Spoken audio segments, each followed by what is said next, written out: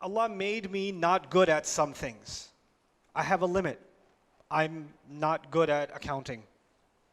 I'm not good at remembering conversations. My mother is. My wife is very good at remembering conversations. Do you remember what you said yesterday? If I'm being honest, I don't even remember what I said 1 minute ago, if I'm being completely honest.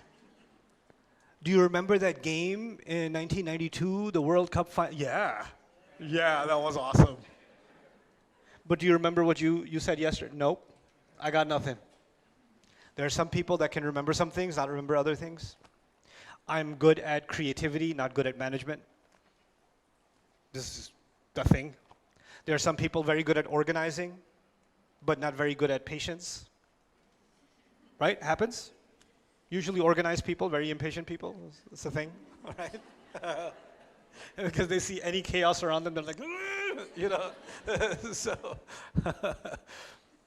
So here's the thing. Yes, I have free will, I have choice, but I have intellectual limits, I have capability limits, I have physical limits. There's a limit to my height, there's a limit to my strength, there's a limit to my physical ability, there's a limit to my economic mobility, right? There's a physical bodily limit, and that limit is a jibillah.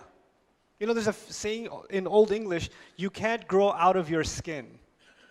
You know what that means? You're made a certain way, and you need to know what you're capable of, and you also need to know your limits, right? If you're not designed to swim, Allah created you like a rock, and so you just bloop, you know. I had a friend who he could drown in 1 foot. It's a miracle from Allah that he could do that. We went to this place, he went on the slide. It was a kid slide. It was a wet slide. You could stand up on it, your knees won't even be wet. And he's like, like what? Allah didn't make you for that, right? So there's the limit placed within our genetic makeup. There's siblings, some siblings super genius, super creative, super academic, and the other one super athlete, but don't ask him to study. Allah made 2 different jibillah, you understand? So there is this body that Allah gave us, and this mind, these genetics that Allah gave us that are all different for all of us. The path that Allah chose, that He says He guided you to a path. The path He made was unique to you. And the path He made for me was unique to me. Based on my jibillah, physically, and outside of my jibillah, my environment. This is what psychology tells us. Human personality is made up of 2 things. It's made up of your genetics and it's made up of your environment. That's what modern psychology basically tells you, right? And Quran is also talking about how within that environment, like the hadith says, everybody was born on fitrah, parents make them Jews, Christians, and that's environment, isn't it? Right? So your environment and your genetics, within that, Allah gave you a path. Now, a farmer who lives with his kids out on top of a mountain somewhere, and he has to choose the right path. His right path is a different one. And the manager of a multi-million-dollar organization, he's a VP or something like that, his jibillah and his path is a different one. The choices he has to make or she has to make are different ones, you understand?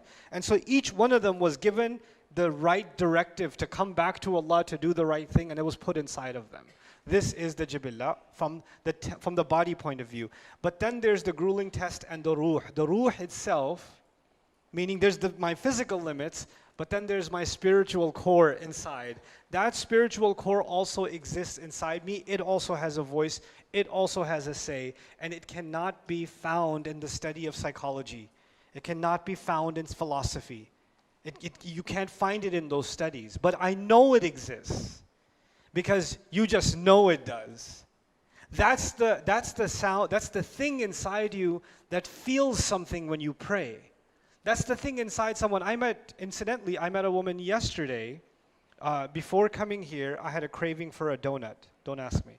So I went to this mall, and I'm getting in line. There's a popular donut place. I won't tell you which one. And so I'm standing in line, and this lady behind me was with her 2 kids, and she said, "Are you?" And I was like, "Yeah." And she started crying.